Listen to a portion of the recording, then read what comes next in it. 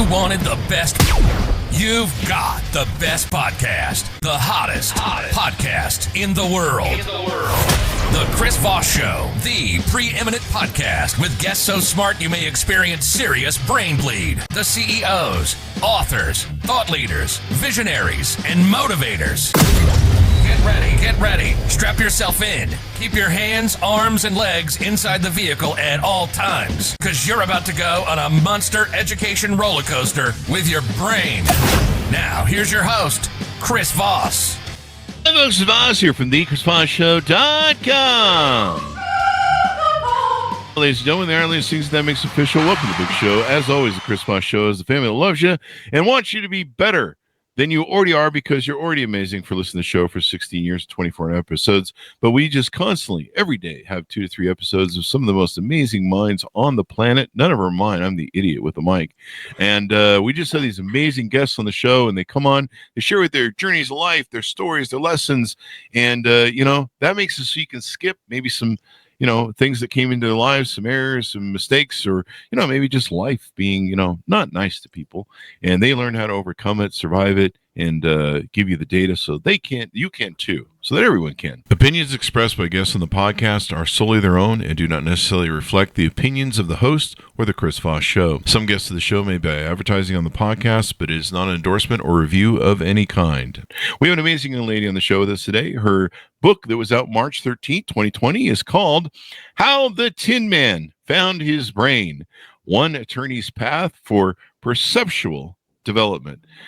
Danute Debney Shaw joins us on the show. We're going to be talking to her about her book, her insights, and all of the great stuff that goes into it and all of that. And so she's done a lot with her life. She's a managing director and consultant for her company, a decision strategy innovation company, which provides services including speaking at events, providing workshops related to decision strategy, as well as private counseling for business and individuals. Welcome to the show, young lady. How are you? Thank you so much. I'm delighted to be here. We're delighted to have you as well. So give us your .coms. Where do you want people to find you on the interwebs? Well, I can easily be found at Silefantis.com, which is a little bit of a strange name, and there's not much of a story behind that, except that I invented it to create this sort of persona of a website. It's CELAPHONTUS.com. I can also be found on Facebook under my own name, Danute Debney Shaw. I'm on Instagram under Silefantis, and I'm also on LinkedIn under Danute Debney Shaw. So give us a 30,000 overview. What's inside your book? What's inside my book? It's a collection of essays and commentaries, and it's a journey. Some of that journey is introduced by our character, the Tin Man, but it really takes off for a life of its own. The chapters are short, they're very accessible, and they're filled with all sorts of adventures and situations. Some of them are mine. Some of them I've captured and gathered from other people's experiences whom I've known, and also from certain public events that have all affected my life and helped me to evolve an approach which I now implement with decision strategy innovation. And that approach is working from the inside out. Now, it's not so much that people have never thought of working from the inside out, but my approach is that we do that first. Then we do the rational, then the intuitive, then we do the creative. And if there needs to be some kind of emotional intelligence kicking in, then we do that as well. But that's the process. So who is the Tin Man in your story? I imagine that we're referring to, of course, from the Wizard of Oz, but how to find your brain. Are these people running around with their brains? What's going on? I didn't know. I thought there was only the guy in the movie, but maybe there's more. We have to bear in mind that the Tin Man actually had a very substantial brain. He didn't think he had a heart until they gave him a little clock to tick away. The characters of the Wizard of Oz, as created by Frank Braun, all already had all the tools and skills that they needed. They had it all. They just didn't realize it. And so indeed, this is the first of a trilogy. The second book will be about the Cowardly Lion, which will be risk-taking. The third one will be about the Scarecrow, and that'll be about validation and how we all seek validation a great deal in life, and whether that's good, bad, does it stand in the way? But that's really where all of this has sort of germinated. And it has connected very strongly with my own personal experiences, my own life, and the work that I've done throughout. And so you help people figure all this stuff out and all that good stuff. What prompted you to write the book? Well, I've been thinking about it for about 20 years, and then I sat down and wrote it in 2 months. I have to tell you a little bit about my background so that it kind of makes more sense. I have 2 tracks that brought me to this place of writing this book. One has to do with my personal experiences. I grew up in a family that went through a great deal of tragedies in their lives. My mother and grandmother were in a Siberian labor camp. Oh, really? My dad was in a German labor camp. Wow. And my brother and I were late children for them. But by the time we came into the world, they'd lived most of their life, or at least most of this kind of dramatic, dynamic experience of trying to work their way through a variety of different challenges, obstacles, pain, loss, and built the resilience to make it through all of that. So that's on one hand. On the other hand, I've had the opportunity to have 30 years of management, organization, and law. I've worked with and for some tremendously powerful people. And I don't just mean, people with lots of money, but people who really are subjectively powerful. I've worked in a variety of different contexts. I was a law clerk for the Federal Bankruptcy Court. Wow. In the Central District of California in Los Angeles. I saw people's lives fall apart and determine whether they get back together or not. Businesses fall apart and see how they get put back together or not. I worked for a homeless health and human services organization when I was going to law school. I was a unit manager for network news at a broadcasting organization in New York, and the list goes on. So I often wondered why life was taking me from one door opening and another closing, and then another opening and then another closing. I was thinking, what on earth is this? And I now realize that the culmination of all of these experiences have brought me to a place where I can talk about just about any profession. And I now still am a federal practice counsel and have been for a number of years working out of Washington, D.C. Oh, wow. So the experiences continue.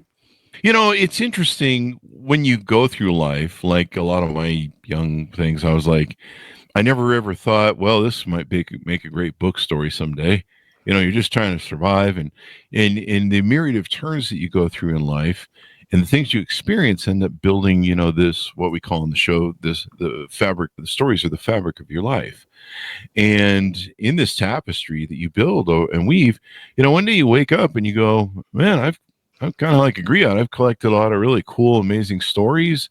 I've created, there's probably lots of things that I failed at, but I learned from them and developed myself greatly. And, some of this information I have can maybe help some other people. Absolutely. And that's the biggest part of what I've come to at this point in my life, because there's all of these experiences, my own and others, that I've been able to learn so much from and be able to bring forward at this point in time. And I want to say something else that you triggered in your comment. And that's that people don't realize that some of the things that they've been to, they think, oh, well, that has nothing to do with what I'm going through now. That's I've changed jobs, I've changed careers. That was then, this is now. You'd be surprised what you've learned previously that you can bring forward into other experiences in your life and build upon. I really don't believe that anything is lost in terms of the kind of knowledge you can gain through the hardships, through the good stuff, through all of it. Yeah. I mean, I wish I'd started writing books or writing my stories down sooner. There's like so many, for all the employees I had and all the stories they gave me, I could have had like 4 books of just employee stories and weird shit that happened in my office. And a lot of that got lost. No matter how much I've jogged my memory, it won't come back. Maybe there's a reason I don't want it back, but I've been enjoying not having lots of employees for a long time. But it's some of the stories that I have wrote about and stuff that happened in my life, they were the ones that really stuck out. And it's just so amazing what you can learn from your life and have that insight. I wish I kept better journals and all that stuff. I wish that was another thing. Now, this is a trilogy, you say. What are the other 2 books? Can you tease out maybe their content? Are you going to go through the Wizard of Oz actor base? Maybe you're going to do No. the Tin Man or the Strong No, Man? no, no. I'm really dealing more from the books that have been written. Although, Okay. of course, obviously, there's great similarity. But Mhm. it's the notion of that kind of journey that we do all take. The stories. I have lots of different stories that I tell in this book. This book, the first one that I've written, How the Tin Man Found His Brain, is really the overview. It talks about a lot of people's professional challenges, personal challenges, triumphs. There are some silly stories. There are some very, very serious stories. And all of them kind of approach the issue of what we have within ourselves as resources. Self-trust is critical to building the kind of resilience we all need to overcome, whether it's the things that go on in our own lives, in our families. It doesn't all have to be drama. In my family, I grew up with a good deal of drama because of what my parents had been through. By the time I'd come along, life was pretty normal and standard, but they'd been through so much. In fact, the next book that I'm writing is not part of this trilogy. It's my grandmother's story. It's going to be the 5 lives of Agnieszka. She went through a Downton Abbey beginning, where she wasn't nobility, but she was landed gentry in Eastern Europe. She got through the Russian Revolution, the First World War, the Second World War, that Siberian labor camp, a Middle East holding camp, and then ended up in the United States. And there were all sorts of adventures along the way. The question is, did she find her happy ending? But you'll have to read the book to find out. That would be an interesting thing to do. I mean, a lot of people don't survive those Siberian camps. You go there, and that's usually the last place anybody sees you. Navalny found that out recently in Russia. But if you don't mind me pulling a joke, I don't mean to dissuade from the seriousness of the nature of some comedy on the show. But honestly, if your parents go through a labor camp, it kind of prepares them for teenagers. Well, it's very funny. We were pretty grounded teenagers growing up, I got to tell you. Of course, we had parents who were already pretty, older and grounded and very stable. See, it's different. It's different if you're a parent at 20 or you're a parent at 30 or at 35 or whenever. And particularly if you've been through some situations that have given you an opportunity for maturity and growth. Yeah. So, we were pretty good kids. We didn't, but what was interesting is, you grow up and every child has some kind of vision. Oh, I want to get married, have a couple kids, this and that. I never planned to move 18 times, change, have 5 careers all totaled, move across the country. Originally I'm from Wisconsin. I ended up getting that job at the network in New York, lived in Manhattan for a number of years. Then I was in New Mexico for a little while. Then I was in LA, then San Francisco, then Washington, D.C. Now I kind of write my books in New Mexico still and spend a lot of time in Washington and New York. In fact, I'm going to be out there next week. I'm going to be attending an event for the International Association of Top Professionals. They're doing a summer soiree. I've been honored this year in receiving an acknowledgement as Empowered Woman of the Year by them. So I will. Thank you. I'll be speaking very briefly at that event, and then they have a gala occurring in December. The book itself is now on track to be Book of the Year under the International Impact Book Awards organization. It's been nominated and is a finalist. We will find out in October. I'll be in LA, and what they'll be doing there is having a wonderful gala for that event. It'll be structured as an Academy Awards kind of event. So we'll find out who the winners are in all the different book categories. So that's quite exciting. We'll be rooting for you. That should be exciting as well. So tell us more about your history. What got you into law, becoming an attorney and stuff like that? What was the proponents behind that? It was interesting. I had been in New York earlier. I was actually involved in the performing industry for a period of time as well in New York, but that could be a book unto itself. But as I said, I'd mentioned I worked for the broadcast network. And at that point in time, my personal life moved me out of the city and into a new direction across country. I ended up in Los Angeles, and I felt I needed to get myself rooted in something more, I don't know, kind of core fundamental. I was thinking either of going into psychology, rather than continuing in the broadcast industry. I was thinking of going into psychology or possibly law, because I felt that would be very, very foundational in a very, very logical way, because as of course you have to use a lot of logic with law. And I thought it would be an interesting piece in my personal development. Little did I know that I would get a prestigious externship with a federal judge, the Central District of California. And it was a quite intense externship that I participated in. And it just set me on a track that eventually then took me to San Francisco, and it took me to working for an airline there. I was doing some negotiations work for them. I'd originally been hired because I did have the bankruptcy experience that I mentioned previously. Once I finished that externship, I ended up working for the federal bankruptcy court. And from there, I ended up working in California, Northern California, for the airline, because they were going through some challenges that involved bankruptcy, and they thought that my background would be very useful for the purpose of negotiating their contracts for a maintenance service organization an operation that they were running at the time. And indeed, I would be able to explain to potential customers what the ins and outs and challenges would be of going to contract with a company that may be involved in a bankruptcy. And so this has sort of got me into that track.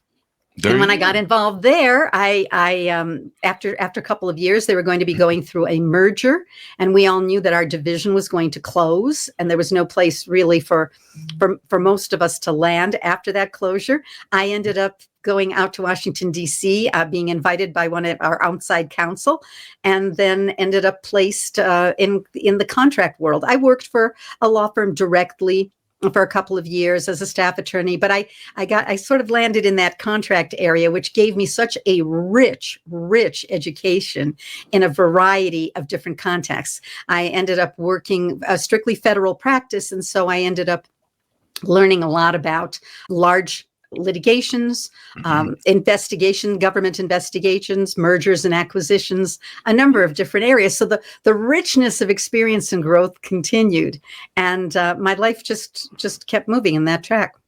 Yeah, that is awesome. It's interesting. One of the things I talk about in the show is I'm sick of hearing about me because I'm 57 now, and I like other people's stories because I know my stories. And so it's interesting to me. I think of life kind of as this walk through a forest with multiple paths. There's a great thing. I can't remember who the reference is, but it's called A Wilderness of Mirrors. And anyway, but a giant forest, and there's these multiple paths, and they fork different ways, and you can choose to go this way or that way. And then there's forks all down the road, and you can go just about anywhere you want.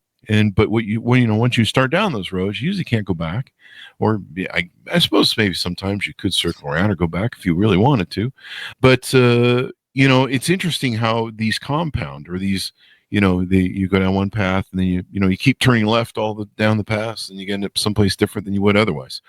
Sometimes you'll see that in video games. They have these video games where, depending upon the choices and responses you make to characters, depends on your end result and your experience.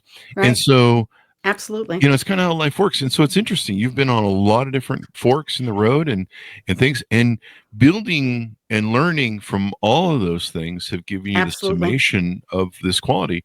And I think some people get upset with stuff. They go, damn it, I'm not where I'm supposed to be right now. But maybe the more important question is, what can you learn from where you're at right now? What can you learn from?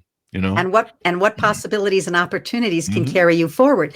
And then there are these bumps that occur. For example, I went through breast cancer, which I don't speak about a lot in my current book. It's referenced briefly, but I will talk a little bit more about that in the risk-taking book, the Cowardly Lions book, because we all have ideas on what courage is or isn't. But it is a test, after all, when you have something that enters your life that threatens your potential very existence, right? Yeah. Potentially your very existence. It really brings you to a place of, different places, I'm sure, for different people, but you realize your mortality, and you realize the possibility of not being able to be here much longer. And it allows you to reflect. It allows you to learn and grow in that experience. So yes, it's funny where life, that's not something you would anticipate or plan for. You can't plan for anything like that. It's just something that you have to bring all of your own resources and resilience to in order to go through and beyond. Yeah, it's nothing focuses the mind, and like when your existence is at threat, and you can be having the greatest time of your life or whatever you're doing in life, and then one day you get presented with some of these challenges, and it focuses the mind. But what's that old adage? That which does not kill you makes you stronger. That's what I like to say when people are throwing spears at me. Well, you learn, and learning gives you strength. And again, back to what I talk about in the book, it's that self-trust. It's that growth. I mean, I learned tremendous things from my grandmother who got through all of these things. And it wasn't all miserable and horrible in life, but it was just a huge amount of mountains to climb and to get over. And, and it doesn't have to, when people read that book, it's not going to be about, oh, I can't relate to it because I didn't go through a war. But people go through these major challenges, whether it's health, whether it's work, whether it's relationships, whether it's very personal and subjective what you're going through, or circumstances that you are faced with. People go through a lot of things, and you can't really, it's not a question of, well, this was really much worse than that was. When you're going through it subjectively, yourself, it's your mountain, and you're the one climbing it. It could be drug addiction. It could be many things that one has to find a way through and beyond. And the only real way to do it is from within. It is from within. It's from using your inner resources and then getting the information that you need.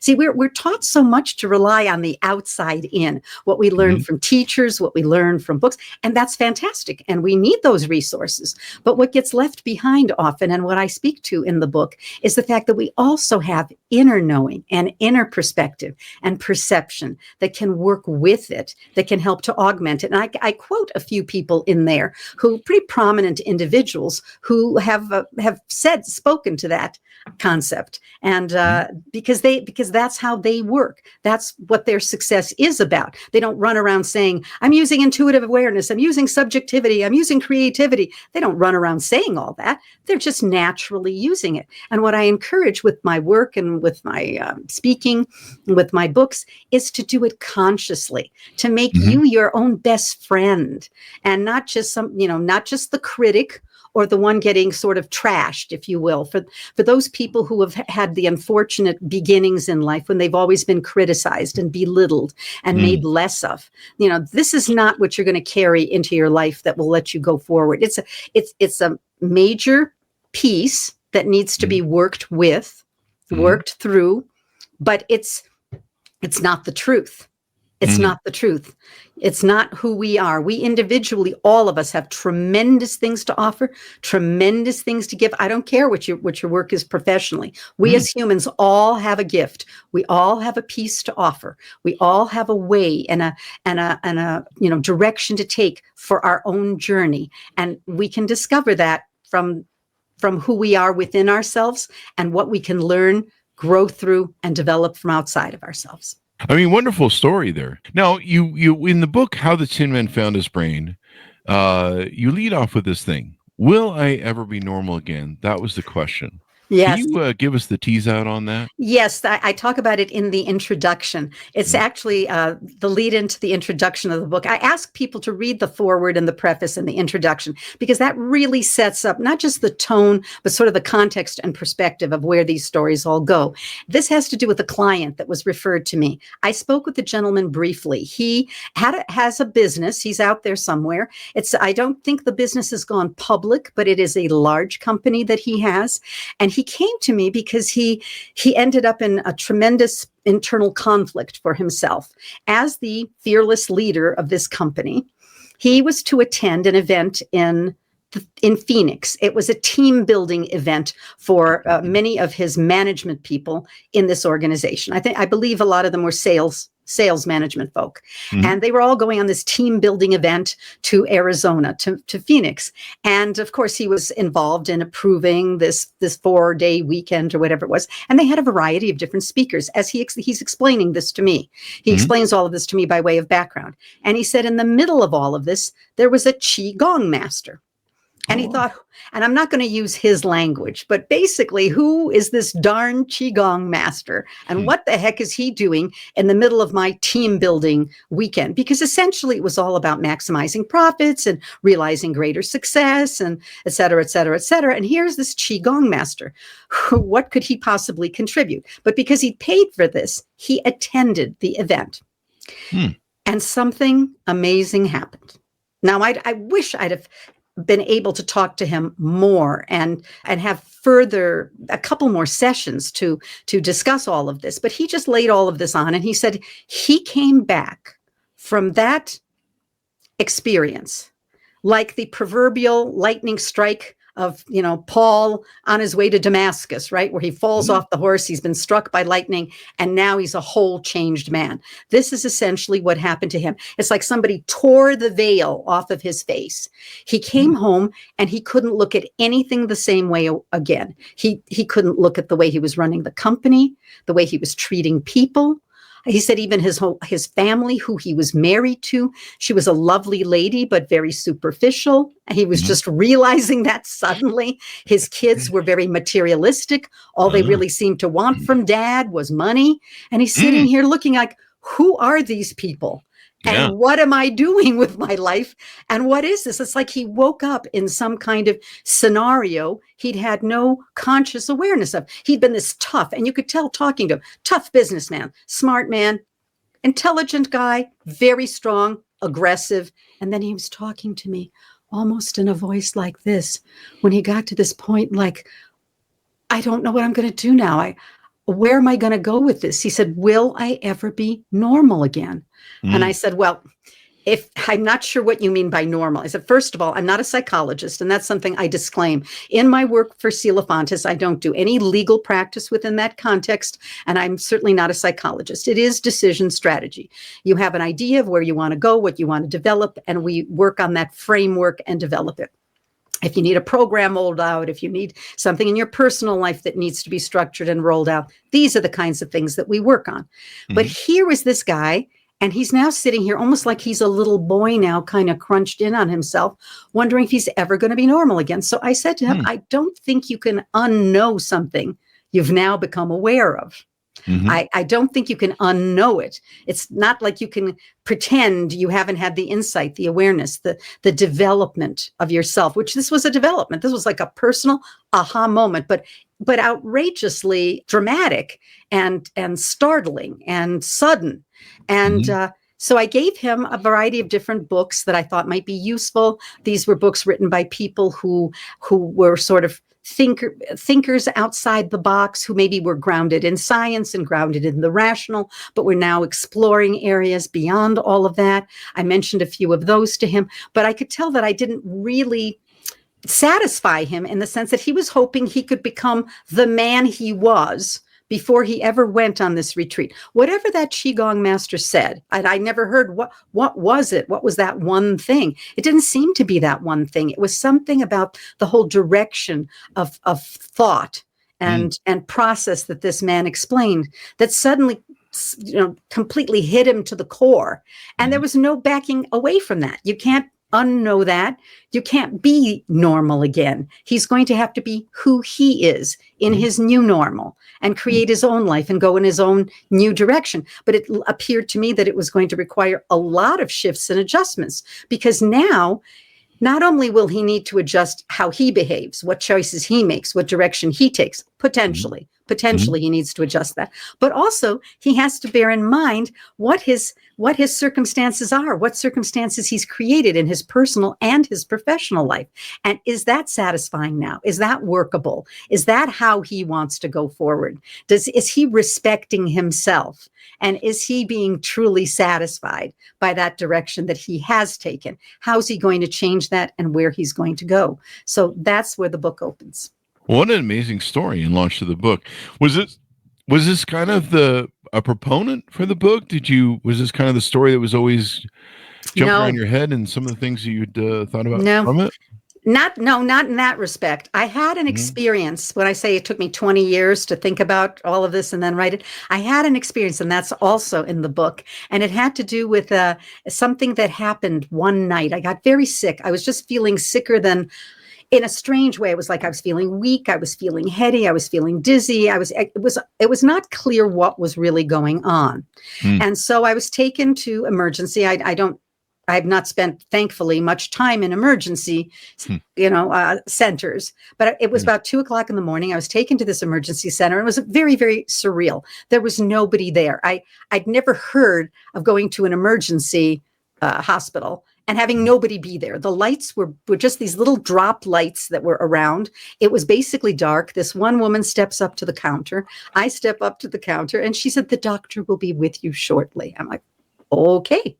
So they put me in a room. The doctor comes in, and he's, of course, evaluating me, et cetera, et cetera. While he's evaluating me, I'm evaluating him. And he's telling, he's obviously paying attention to see kind of what my stress level is. Am I having am I flushed? Am I pale? You can tell he's taking everything in.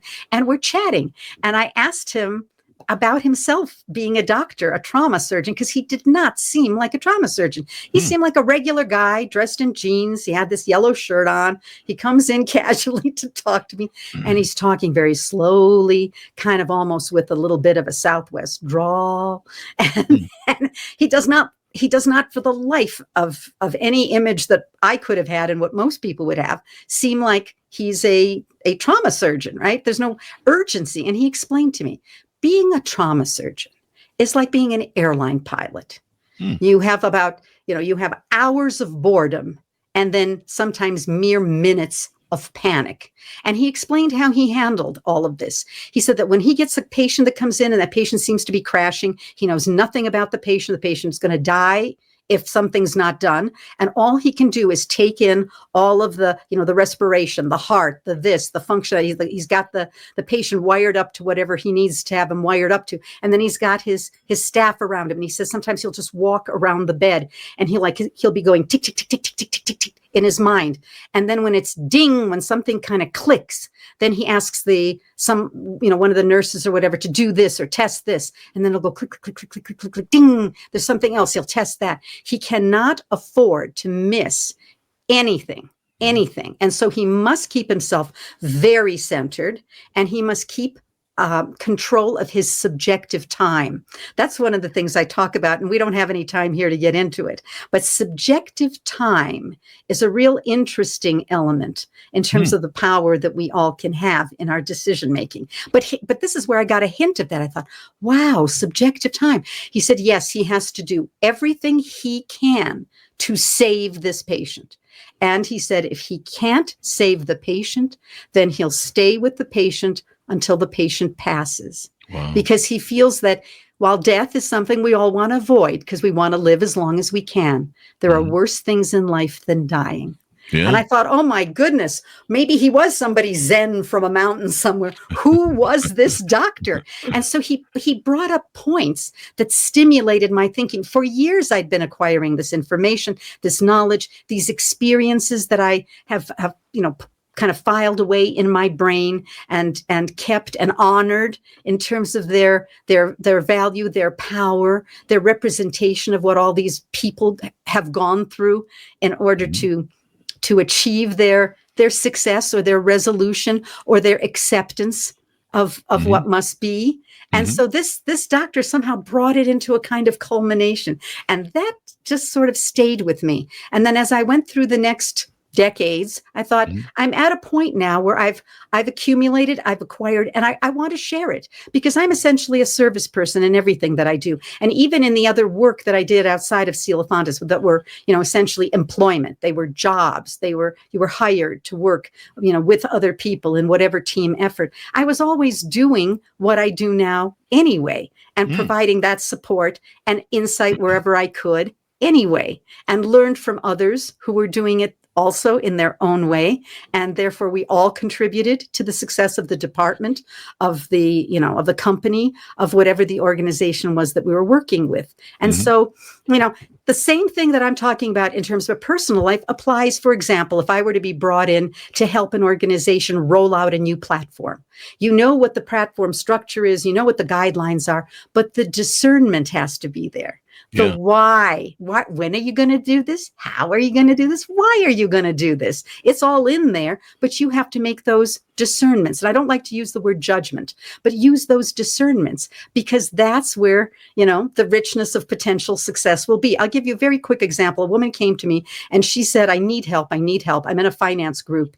My people around me are such concrete thinkers. I don't know what to do with them because they're driving me nuts. I can think out of the box. They can't. So if it doesn't fall right into the square pegs of their what they've been trained, what the protocol says, they can't make a judgment outside of that. They can't discern amongst that. Now, because her company wasn't willing to, for example, set up 6 sessions every couple of weeks or so, where we could really work on helping this team be more comfortable, more elastic in how they undertook their engagement, their effort, their assessment, the valuations they had to make. We couldn't do that. So what I did instead is I devised a plan for her to expand the box. Because you see, with every box, I often do this when I do a workshop, is I show a frame. Here's the picture. This is the picture. Is there nothing outside of this picture? Nothing exists over here? No, there's a whole world behind here that sometimes we're not taking into account, but maybe need to in order to successfully be able to make the decisions, take the direction, go forward. And even, for example, working with attorneys, often their management skills are not so good. They're used to their syllogistic reasoning, their schedule of when they're going to file this, when they're going to do that, and even that, they're looking at sometimes very narrowly, which they need to. Yes, that's the logic of where they're going. But occasionally you have to take into consideration elements that are an implication of something else. And if you're not prepared to be able to capture that, to be able to use that, to be able to assess that, to know whether that's damaging to your case or not, certainly somebody on the other side may.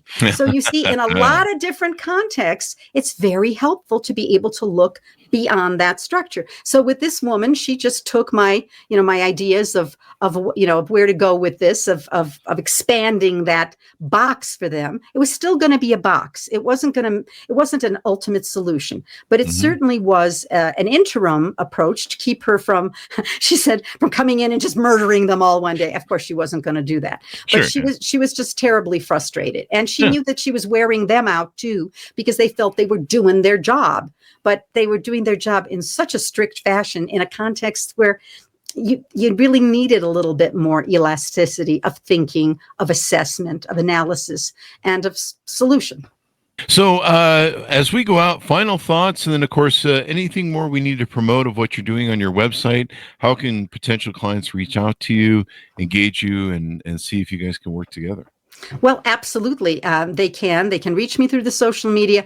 They can reach me through my email. They can either contact me at info@clefantis.com. They can also reach me under my initials, DDS@clefantis.com. And I will spell Clefantis again. It's C as in cat, ELAPHONTUS. And what I usually do is I spend about 15 minutes or so being able to discuss what kind of challenges or issues there are. Are you wanting to work with a group, such as this woman was wanting to work on behalf of a group within her organization? Is this an individual consultation? And also speaking engagements. I would love to continue to develop the work that I've already started to do with speaking. And I'm going to show you my book. This is my book, my little Tin Man book. Oh, are you getting a light there? Here we go. This is the better side. That's my book. And this is actually the International Impact Book Award I won last year. And now the book is up for Book of the Year in Self-Help. So we will see what happens. I'm just delighted to have been honored with and voted in as a finalist. And so we will see where it goes from there. But wherever it goes, it's a fantastic journey. I'm honored.